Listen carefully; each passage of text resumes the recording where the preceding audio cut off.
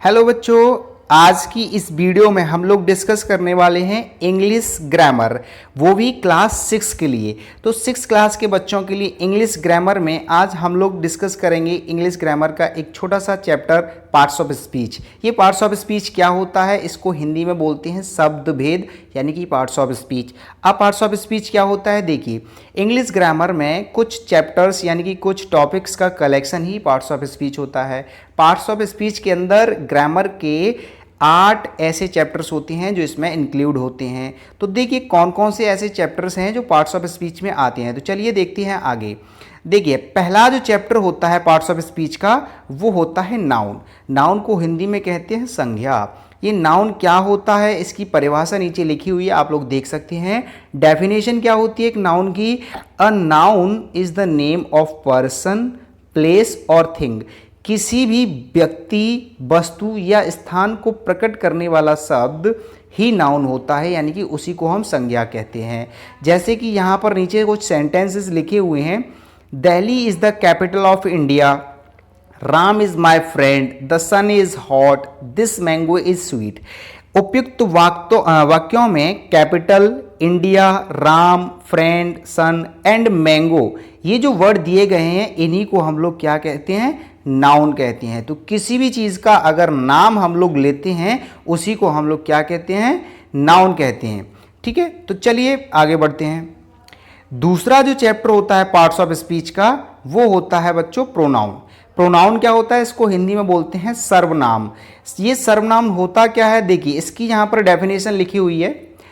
Pronoun is a word which is used in place of a noun. एक ऐसा word जो किसी noun के स्थान पर यूज किया जाए उसी को हम लोग प्रोनाउन कहते हैं। जैसे यहाँ पर कुछ सेंटेंस लिखे हैं एग्जाम्पल के तौर पर, Ram is my friend, he is a good boy, Meera is a singer, she sings well. तो इन दोनों सेंटेंस में ही और सी जो यूज किए गए हैं, ही और सी, ये दोनों राम और मीरा के लिए यूज किए गए हैं। राम और मीरा दोनों नाउन हैं और इन दोनों वर्ड के लिए ही और सी, ये दोनों वर्ड यूज किए गए हैं, इसीलिए इन दोनों वर्ड को हम लोग क्या कहते हैं, प्रोनाउन कहते हैं। ठीक है, अगला जो चैप्टर होता है पार्ट्स ऑफ स्पीच का, वो होता है वर्ब। बच्चों वर्ब क्या होती है, वर्ब का मतलब होता है क्रिया। क्रिया को क्या कहते हैं, क्रिया क्या होता है, क्रिया होता है कोई भी एक्शन, कोई भी काम जो हम लोग करते हैं उसी को हम लोग वर्ब यानी कि क्रिया कहते हैं। यहां पर आप लोग डेफिनेशन देख सकते हो, all doing words are called verbs. Verb का मतलब होता है वह शब्द जो किसी काम को करना या होना प्रकट करे, उन्हें वर्ब यानी कि क्रिया कहा जाता है।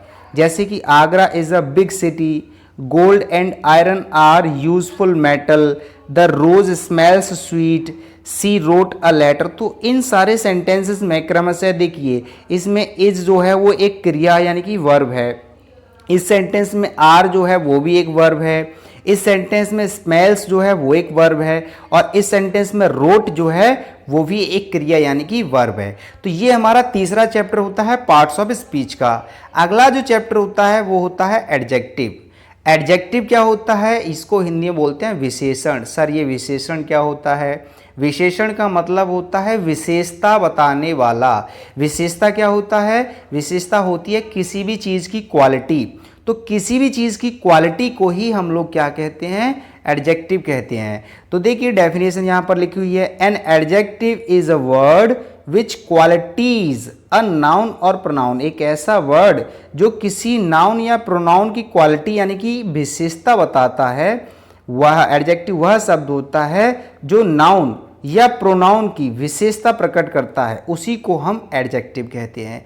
एडजेक्टिव जैसे यहाँ पर कुछ एग्जाम्पल लिखे हुए हैं, Mohan is a brave boy, Mohan एक बहादुर लड़का है। तो लड़का जो है वो कैसा है, ब्रेव है। तो इस सेंटेंस में जो ब्रेव वर्ड है यही हमारा एडजेक्टिव होता है यानी कि विशेषण होता है, क्योंकि ये इस लड़के की विशेषता बता रहा है। लड़का कैसा है, बहादुर है, इसीलिए ब्रेव वर्ड जो होता है वो एडजेक्टिव होता है।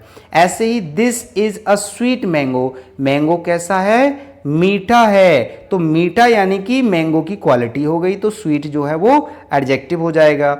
द सन इज हॉट, तो सन कैसा है, हॉट है। तो हॉट जो है वो किसकी क्वालिटी है, सन की। तो हॉट वर्ड क्या हो जाएगा, एडजेक्टिव हो जाएगा। इसी तरीके से ब्रेव, स्वीट, हॉट, गुड, ये सभी क्या होते हैं बच्चों? एडजेक्टिव। तो ये हमारा चौथा चैप्टर होता है पार्ट्स ऑफ स्पीच का। बढ़ते हैं अगले चैप्टर की तरफ। है पार्ट्स ऑफ स्पीच का, वह है हमारा एडवर्ब। देखिए एडवर्ब क्या होता है? एक ऐसा वर्ड जो किसी एडजेक्टिव या फिर किसी वर्ब को क्वालिफाई करता है या उनकी क्वालिटी बताता है, उसी को हम एडवर्ब्स कहते हैं। देखिए यहाँ पर कुछ उदाहरण लिखे हुए हैं। The horse runs fast, the horse runs very fast, the girl is very beautiful. तो इन तीनों सेंटेंसेस में जो फास्ट है वो दौड़ने की विशेषता बता रहा है, तो फास्ट वर्ड जो है वो क्या हो जाएगा? एडवर्ब हो जाएगा। यहाँ पर जो वेरी है ये हमारा क्या हो जाएगा? एडवर्ब हो जाएगा, क्योंकि ये फास्ट की क्वालिटी बता रहा है। तो इस तरीके से ऐसे जो वर्ड होते हैं जो एडजेक्टिव या वर्ब को क्वालिफाई करते हैं, इन्हीं को हम लोग एडवर्ब कहते हैं। अगला जो चैप्टर होता है पार्ट्स ऑफ स्पीच का, वो होता है प्रेपोजिशन। प्रेपोजिशन क्या होता है देखते हैं इसकी डेफिनेशन। इसकी डेफिनेशन होती है a preposition is a word placed before noun और प्रोनाउन। एक ऐसा वर्ड जो किसी नाउन या प्रोनाउन से पहले लिखा जाए और उनका रिलेशन बताए, उन्हीं को हम प्रीपोजिशन कहते हैं।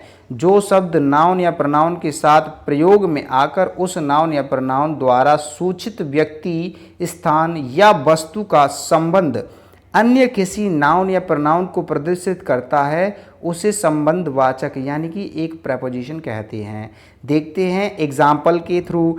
There is a cow in the field, the cat is on the table. तो इन दोनों सेंटेंसेस में जो वर्ड दिया गया है इन और ऑन, ये दोनों वर्ड प्रेपोजिशन होते हैं।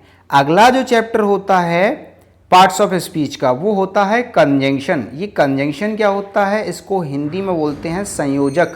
संयोजक क्या होता है? कंजंक्शन वह शब्द है जो दो या दो से अधिक शब्दों या वाक्यों को जोड़ता है। जैसे Meera and Geeta are going to school, तो मेरा और गीता को जोड़ने वाला वर्ड जो है वो एंड है, तो एंड जो है वो दोनों को जोड़ रहा है, तो ये कंजंक्शन हो जाएगा।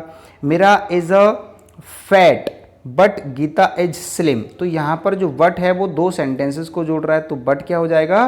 कंजंक्शन हो जाएगा। इस तरीके से एंड और बट ये दोनों क्या हो जाएंगे? हमारे कंजंक्शन हो जाएंगे। अगला जो चैप्टर है लास्ट, वो होता है इंटरजेक्शन। इंटरजेक्शन क्या होता है? ये भी पार्ट्स ऑफ स्पीच का ही पार्ट होता है।